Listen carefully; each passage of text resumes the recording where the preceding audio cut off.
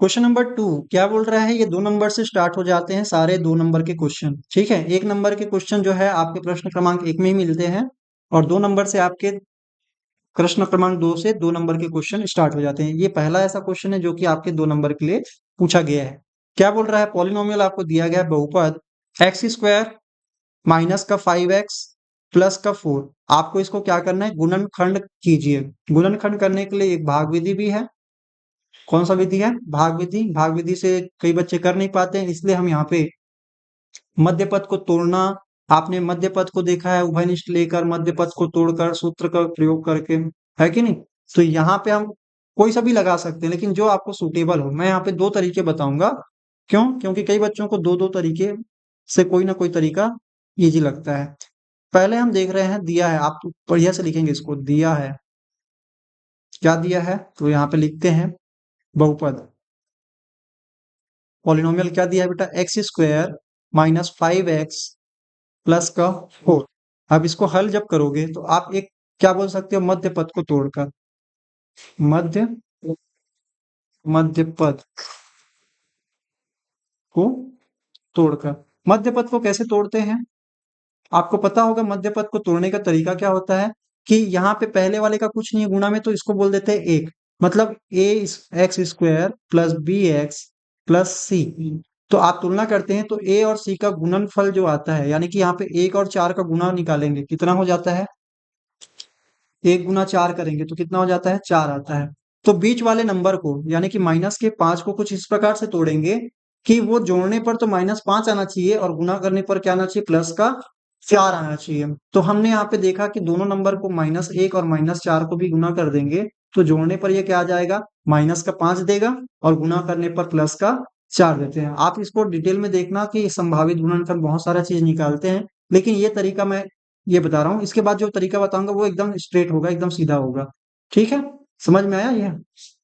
तो यहाँ पे हम क्या करेंगे, माइनस का 1 और माइनस का 4 जिसको आपस में गुना करने पर तो 4 आएगा, और इन दोनों को जोड़ेंगे, क्या करेंगे, जोड़ेंगे तो माइनस का 5 ला के देगा। समझ में आ गया, यस। चलो, तो इसलिए मैं यहाँ पे क्या करूंगा, एक्स स्क्वायर, ये 1 को लिखने की जरूरत नहीं है, मैं यहाँ पे समझाने के लिए लिखा था। एक्स स्क्वायर माइनस का 5x है ना, उसको मैं यहाँ पे माइनस का 1x लिखूंगा, यानी कि माइनस का x और माइनस का 4x और प्लस का 4। मैंने क्या कर दिया, बीच वाले को 2 भागों में इस प्रकार से करके लिख दिया। अब इसमें से क्या करेंगे, पहले 2 का पेयर बनाएंगे। पहले 2 का मतलब इन दोनों का पेयर बनाएंगे और एक इन दोनों का पेयर बनाएंगे। समझ में आ रहा है। तो पहले 2 का जब पेयर बनाएंगे बेटा, तो यहाँ पे क्या चीजें दिख रही है दोनों में, तो x गुना x है एक्स स्क्वायर में, और यहाँ पे x माइनस का 4 गुना में x है, और यहाँ पे प्लस का 4 है। आप देखोगे पहले 2 में x x दोनों में है, अगले में 4 4 दोनों में है। तो हम क्या करते हैं, पहले वाले में से x ले लेंगे, अगले वाले में -4 ले लेते हैं। ठीक है, अगर कुछ भी लिया जा सकता है। मैं यहाँ पे, आप लोग अभ्यास करोगे इस क्वेश्चन का तब आप बनेगा। अब यहाँ पे x अगर निकाल दिया हूं तो एक तो x बच गया है, और माइनस में ये x निकल दे, बचा कुछ नहीं है, तो क्या बोलेंगे, एक गुना में बचा हुआ है। यहाँ पे -4 निकल गया तो x माइनस का 1 बचा हुआ है। अब देखो ये माइनस और माइनस आपस में गुना होकर क्या बना देगा, प्लस का 4 बना देगा। समझ में आ गया, माइनस का 4 बाहर निकाल दिया, माइनस अंदर 1 लिख दिए, तो इन दोनों का गुणनफल माइनस और माइनस क्या हो जाएंगे, प्लस का 4 बन जाएगा। आप देखोगे तो सर यहाँ पे ये वाला जो हिस्सा है, जो ब्रैकेट में मैंने सफेद कलर में लिखे हैं, वो क्या हो रहा है, कॉमन हो रहा है ना दोनों में। अब फिर से एक बार कॉमन निकाल देंगे तो कॉमन क्या निकलेगा, तो कॉमन निकल जाएगा x माइनस का 1। अब ये निकल गया तो बचा क्या बेटा, तो ये वाला बच गया x और माइनस का 4। तो ये दोनों फिर एक बार क्या बच गए, x माइनस का 4। ये कहलाता है गुणनखंड करने का मध्य पद को तोड़ने वाला तरीका। दूसरा तरीका क्या है, तो दूसरा तरीका मैं यहाँ पे साइड में समझा रहा हूँ। दूसरा तरीका है सूत्र विधि।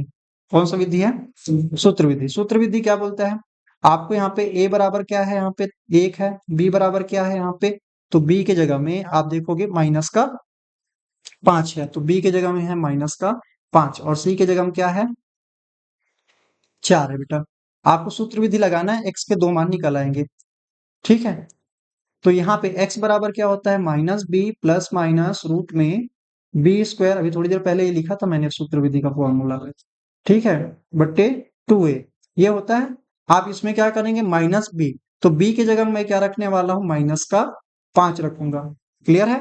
तो यहाँ पे माइनस, ये फॉर्मूले का है माइनस, और बी के जगह मैं क्या रखा हूँ -5, दो माइनस एक साथ नहीं लिख सकते इसलिए ब्रैकेट में लगा रहे हैं, और प्लस माइनस रूट के अंदर लिखेंगे बी स्क्वायर, मतलब -5 का पूरे का स्क्वायर। ठीक है, बी स्क्वायर हो गया -4ac का मतलब हो गया 4 गुना ए की जगह में रखेंगे मुझे 1 रखना है, और सी के जगह में गुना में क्या रखना है 4 रखना है, बट्टे 2a का मतलब हो गया 2 गुना ए की जगह में क्या है 1 है। देखो ये दूसरा तरीका है ना, बहुत ही आसान है ये तरीका, मेरे ख्याल से आपको दिमाग लगाना नहीं पड़ता है। ठीक है, आप डायरेक्टली यहाँ पे हल करोगे आ जाएगा। अब यहाँ पे माइनस और -5 क्या हो जाएगा, प्लस का 5 हो जाएगा, है ना, एक बाहर एक अंदर है इसलिए। अब यहाँ पे -5 का वर्ग क्या हो जाएगा बेटा 25 हो जाएगा, प्लस का 25, ऋणात्मक संख्या का घात अगर सम संख्या है तो वो पॉजिटिव हो जाता है। माइनस 4 गुना 4 करेंगे, एक से गुना करने का कोई मतलब नहीं, 4 चौक 16 हो रहा है, और बट्टे क्या कर देंगे 2 एकम 2, आ गया। आप देखोगे इस क्वेश्चन को हल करने का ये तरीका बहुत ही इजी है, बस आपको ध्यान रखना है 5 प्लस माइनस, अब देखो 25 में 16 घटाओगे तो क्या आ जाएगा बेटा 9 आएगा, क्या आएगा 9, और बट्टे में क्या है 2, और यहाँ पे 5 प्लस माइनस 9 जो है वर्ग में है, वर्गमूल में है, आपको पता है 9 जो है 3 का वर्ग होता है, 3 का वर्ग क्या होता है 9, इसलिए 9 का वर्गमूल क्या हो जाएगा 3 हो जाएगा, क्या हो जाएगा 3 होगा। समझ में आ रहा है? ये आपको ध्यान में रखना है, ये आपका रफ वाला पार्ट है, मैं इसलिए समझा दिया यहाँ पे। तो यहाँ पे मैं लिखूंगा 3 और बट्टे में क्या लिखूंगा 2।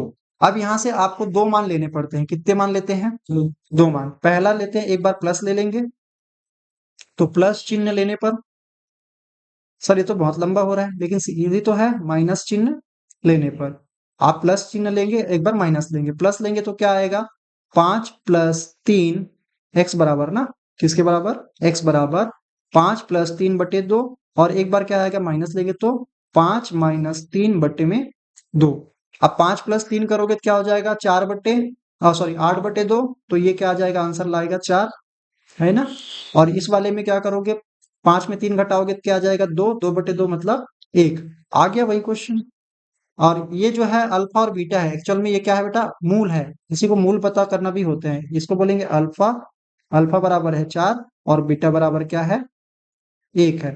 आपको पता है ये निकालने का तरीका क्या है, तो हम यहाँ पे बोल सकते हैं x माइनस अल्फा और x माइनस बीटा होता है, ये किसी भी द्विघात समीकरण को बनाने का फॉर्मूला होता है, मतलब रूप होता है, स्ट्रक्चर होता है। तो यहाँ पे हम x माइनस अल्फा की जगह में क्या रखेंगे 4, और बीटा की जगह में क्या रखेंगे 1 रखेंगे। समझ में आया? यही क्वेश्चन बना ना दूसरे रूप तरीके से। आपको कौन सा तरीका इजी लगा? सूत्र विधि सिंपल है कि नहीं, क्योंकि इसमें सोचना पड़ जाता है कई बार कि इसमें मध्य पद को तोड़ने के लिए कई बार नंबर हमको समझ में नहीं आते, तो हम सूत्र विधि लगाएंगे, 2 आंसर निकल आएंगे, दोनों को माइनस में लिख देंगे। समझ में आया?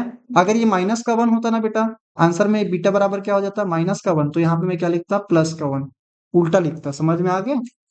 क्योंकि वो ऑलरेडी माइनस लगा होता है ये इस फॉर्मेट में, और वो और माइनस होता तो वहां पे प्लस लगा देता। क्लियर है?